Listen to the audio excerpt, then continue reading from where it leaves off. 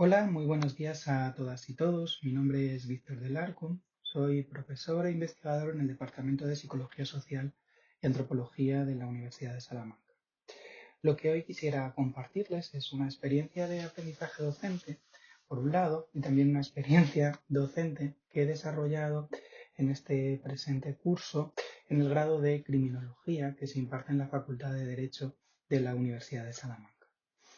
Como veremos, las propias características de la carrera creo que hacen necesario una serie de contenidos sociales, una serie de contenidos afines a las ciencias sociales, sin dejar de lado, por supuesto, el marco jurídico, pero que también formen en una serie de sensibilidad para la intervención social, por ejemplo.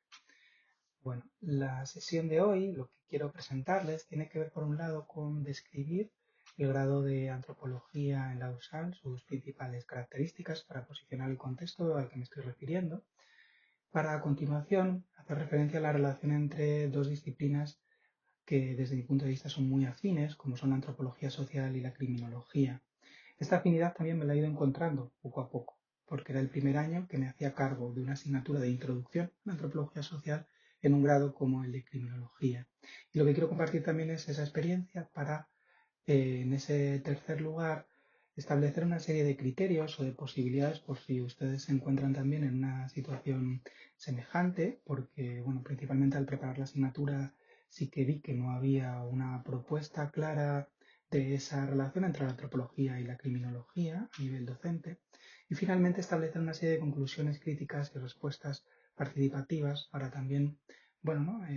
Intentar profundizar en algunas de las cosas que han ido sucediendo en el desarrollo de la asignatura y de esta manera también establecer algunas conclusiones que nos permitan mejorar la experiencia docente, tanto por parte del profesorado como también por parte de los y las estudiantes. Considero importante destacar aquí que desde mi punto de vista el desempeño docente forma parte de un acompañamiento dialogado, horizontal y deliberativo. Esta idea o estas tres ideas las he intentado implementar siempre en toda la docencia que he impartido. En el caso del grado de criminología de la USAL, yo me encontré con una guía docente ya elaborada, con unos criterios de evaluación también ya elaborados, y este tipo de circunstancias decidí aprovecharlo también de una manera, digamos, como participativa o de una manera como interactiva. A continuación les explicaré a qué me estoy refiriendo. El grado de antropología, el grado de criminología, perdón, en la USAL tiene un largo recorrido histórico. O sea, su genealogía es profunda, comienza como un título propio en los años 96 y 97, que posteriormente es reconocido como diplomatura en el 2004 y finalmente es adaptado a ser un segundo ciclo con acceso a una titulación de licenciatura precisamente en esa misma época, en 2004-2005. Con la reconversión de todos estos segundos ciclos en grados, se conforma este grado de criminología de 4 años, conjuntamente con la Universidad de Valladolid, 240 créditos ECTS, 60 créditos por curso, en una normalidad también entre la asignatura. Existe también una oferta de posibilidad de un doble grado en criminología y derecho, y actualmente hay unos 140 estudiantes matriculados por curso en dos grupos, uno de mañana y uno de tarde, que se dividen sencillamente por el apellido. Creo que esta genealogía es importante para entender cómo una carrera o una titulación que nace de una determinada forma también se va como reconvirtiendo y adaptando, ¿no? Nace muy apegada al marco jurídico y al marco de la criminología más enfocada en esos sentidos, ¿no? Como un título propio casi para detectives privados, policías, fuerzas de seguridad del Estado, etcétera, y acaba ampliando también sus criterios. En ese proceso de ampliación se van incorporando más contenidos sociales, pero actualmente ese elemento más social, de intervención social, propio de la sociología, la psicología social o la propia antropología, tiene un lugar relativamente secundario. Esto creo que puede llegar a ser un problema, principalmente por las críticas de los propios estudiantes, que sí que señalan sobre la necesidad de ampliar este tipo de contenidos o de asignaturas dentro del currículum de la propia carrera. Pero bueno, simplemente decirles que la asignatura de antropología social, en este caso, eh, solo aparece un contenido, solo existe una en toda la carrera, en el primer año, en el primer cuatrimestre, de 6 créditos, es una formación básica y por tanto también siempre se ha impartido de una manera como también muy general. Hay que contar con que los estudiantes cuando llegan, en su primer año, están aproximándose a la universidad, les cuesta tomar el pulso a las diferentes herramientas, tanto electrónicas como al propio escenario en sí de la carrera de antropología. Y esto pues también es un hándicap a la hora de empezar a desarrollar quizás dinámicas un poco más transgresoras, ¿no? Más participativas, más de gamificación, etcétera, etcétera. Pero bueno, aún así, yo lo que intenté ha sido precisamente como generar una cierta interactividad con los y las estudiantes partiendo de una idea muy clara, y es que de criminología tenía muy poca idea. De antropología sí que algo más, ¿no? Desde mi punto de vista, esta asignatura, impartir esta asignatura, y también por eso he decidido asumirla durante más años, he llegado a profundizar en la criminología y a entender un poco cuáles son las líneas de afinidad entre las diferentes disciplinas, ¿no? Quizá en la criminología española está muy orientada al derecho, responde a esta lógica y a esta práctica de la propia carrera o de la propia Facultad de Derecho de la USAL, que no es para nada ajena a otras, ¿no? Que también se imparten en el marco del Estado. Y sin embargo, a nivel internacional, sí que la carrera de criminología o la criminología como disciplina está muy apegada a la sociología, a la antropología, etcétera, etcétera. Creo que históricamente están muy interrelacionadas. La tratación o el tratamiento, perdón, del delito, de la desviación es un tema clásico y recurrente de la antropología y de la sociología.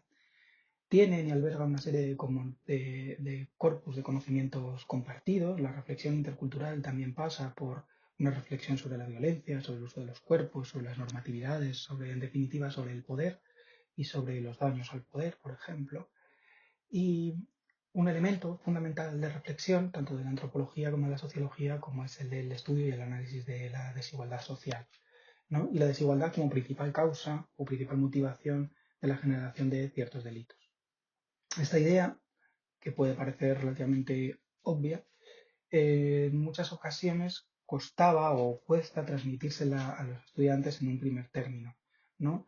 Prácticamente parece que dividen a la sociedad entre buenos y malos y parece que también existe una voluntariedad o una premeditación en cometer un delito, cuando, como se ha demostrado en las ciencias sociales, existe una explicación a que los delitos se cometan principalmente en determinadas zonas o bajo determinadas situaciones sociales, ¿no? De adicciones, de contextos de marginalidad, etcétera, etcétera.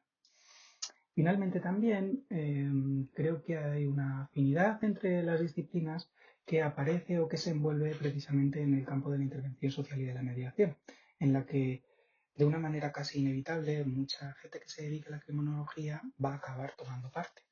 Me refiero a cómo, por ejemplo, los enfoques más policiales y de fuerzas de seguridad del Estado están apostando por unas prácticas de mediación y de intervención social que prácticamente o en muchas ocasiones hacen funciones de trabajadores sociales, ¿no? De que, en cuanto a la gestión de determinados conflictos, principalmente en el espacio público. Con estas ideas en la cabeza, lo que decidí fue intentar desarrollar una guía docente y un programa que se amoldase a la guía docente ya aprobada y que yo me encontré, que era muy generalista con los contenidos introductorios de la antropología. Prácticamente se podría dar el mismo tipo de contenidos a criminología que a trabajo social, que a cualquier otra carrera en la que hubiera una asignatura de introducción a la antropología, pero decidí intentarle darle otra forma, respetando ese programa, como decía, pero añadiendo en todos los temas un contenido extra. Ese contenido extra pasaba por la reflexión y la búsqueda de ejemplos que tuvieran que ver más con la criminología, con los delitos, con las bandas, bueno, con diferentes usos que también se me iban, digamos, como que ocurriendo y que también iba compartiendo con los y con las estudiantes. Este ajuste de contenidos también forma parte de una interacción, o forma parte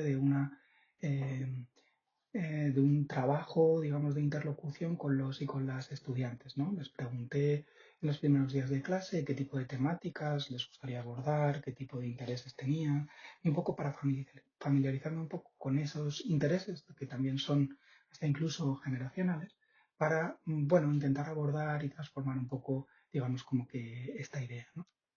La metodología de evaluación fue eminentemente práctica o aposté porque las prácticas fueran casi lo más importante dentro de toda la asignatura, tanto las prácticas como la asistencia. Y bueno, como finalmente sí que era necesario desarrollar un examen, porque así costaba en la vida docente, pues bueno, pues como que intenté también como restar importancia al examen, no tanto en los porcentajes, pero desde luego que sí que en la valoración que yo iba a hacer, ¿no? O en el interés que yo iba a hacer, ¿no? La idea es que comprendieran la asignatura mucho más allá de pensar que se iban a examinar de ella. Por supuesto, no establecí ni controles intermedios ni nada por el estilo. Sí que a mitad de asignatura realicé una práctica de gamificación con un Kahoot para ver o tentar un poco cómo iban los contenidos, ¿no? Cómo habían sido asimilados esos contenidos más o menos generales y fue bastante exitoso. Mi idea era generar un contexto de aprendizaje colaborativo, fomentar la motivación y la participación de los estudiantes, de relacionar también ciertos intereses comunes que pudiéramos llegar a tener. Esto también lo hacía desde mi propia experiencia en mis trabajos de campo que he ido desarrollando en diferentes proyectos y cómo eso pues poco a poco lo fui también como compartiendo, enseñándoles o aportándoles determinadas cosas que yo he ido realizando en temas de investigación, ¿no? También introduciendo un poco cuáles son las dinámicas propias de la universidad. La imagen que tienen ahí es la imagen del aula en la que se imparte la asignatura de criminología. Como pueden ver, son mesas fijadas al suelo, no se puede generar otro tipo de dinámicas, no se puede levantar a la gente o es muy difícil generar un tipo de participación, digamos, como que más interactiva. Y por tanto parece que la magistralidad es la única alternativa en un espacio como ese. Pero también la magistralidad se puede ver aprovechada de algunas otras maneras, ¿no? Y que pasan precisamente por compartir previamente, como intentaba hacer, los contenidos que yo impartía en la asignatura para que los revisaran, subir determinados contenidos audiovisuales previamente a las sesiones y también con posterioridad, y sobre todo partir de estos elementos o usos de recursos audiovisuales tanto en el aula como en las prácticas. A lo que me refiero precisamente es al uso de documentales, de películas clásicas, de otro tipo de formatos de cómico, de película, para intentar atraerles a la participación y para engancharles en una perspectiva en la que, bueno, entiendo que su primer contacto con la universidad, pues se veían bastante desbordados con la cantidad de cosas que tenían que leer. Para mí es importante que se lea, pero también es importante entender que como generación tienen un paradigma o han crecido en una realidad muy diferente en cuanto a eso y la información la adquieren muchas veces de una manera como mucho más audiovisual. Entonces decidí, por un lado, utilizar este tipo de recursos o apostar por ellos y, en segundo lugar, en clase, mostrarles o generar determinados tipos de debates en relación con, por ejemplo, el uso del verbo y el hijab, hablar de los derechos humanos con perspectiva crítica y bueno, y algunas otras cosas que en la propuesta que escribiré para el libro futuro que sale de este congreso, pues entraré con mayor detalle en ello. Finalmente, también en el uso del Studium o de la plataforma de Moodle de docencia virtual, lo que hice fue introducir, aparte de los temas normales, un contenido extra que tenía que ver con lo que denominé como cajón desastre, en la que incorporaba esas temáticas transversales y las diferentes bibliografías que iban saliendo, o proyectos o cosas que también me compartían los y las estudiantes. Resolvía ahí o subía resoluciones de dudas, bueno, etcétera, etcétera, ¿no? Que ahí también iba dentro de esto. La experiencia fue muy positiva, yo aprendí mucho a también a entenderles. Normalmente mi docencia se había aplicado más en cursos finales de posgrado y también cursos finales de grado. Y encontrarme con una realidad de estudiantes de 18 años, pues también tiene ahí un salto que se debe, digamos, como que comprender y tener en cuenta a la hora de utilizar esto, ¿no? A la hora de ser o de adquirir una perspectiva docente.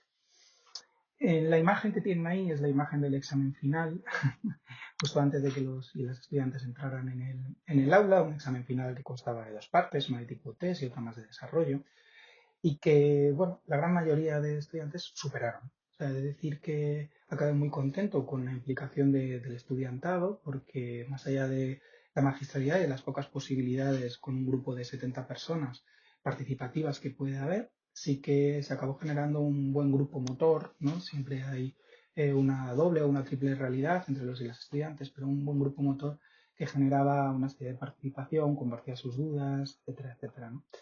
He de decir, no sé si eso es bueno o malo, que no suspendió nadie, no ha suspendido nadie en el presente curso y que la media de notas pues, se aproximaba al notable, ¿no?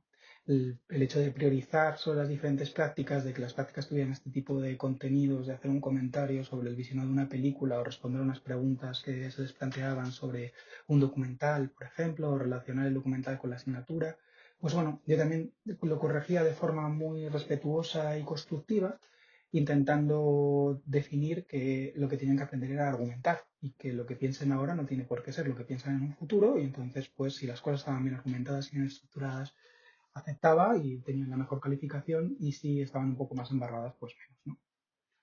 Los tipos de propuestas que yo hago, y ya voy terminando, tienen que ver precisamente con esta línea del EduPunk, con esta línea de intentar educación en movimiento, ¿no? Y de intentar también como desplegar principalmente una capacidad o provocar que exista o que se construya un comportamiento crítico y un pensamiento crítico dentro del aula, ¿no? Creo que esa diferencia entre profesor y docente estriba precisamente en que el profesor comparte contenidos y el docente intenta hacer o entender o provocar o generar ese tipo de pensamiento crítico. La antropología social es crítica casi por naturaleza, ¿no? Es crítica desde su origen, y por esa razón considero que es una de las cosas más importantes que se deben de compartir o que se deben tener en cuenta dentro de esta realidad. Nada más, muchas gracias, espero sus comentarios. Un saludo.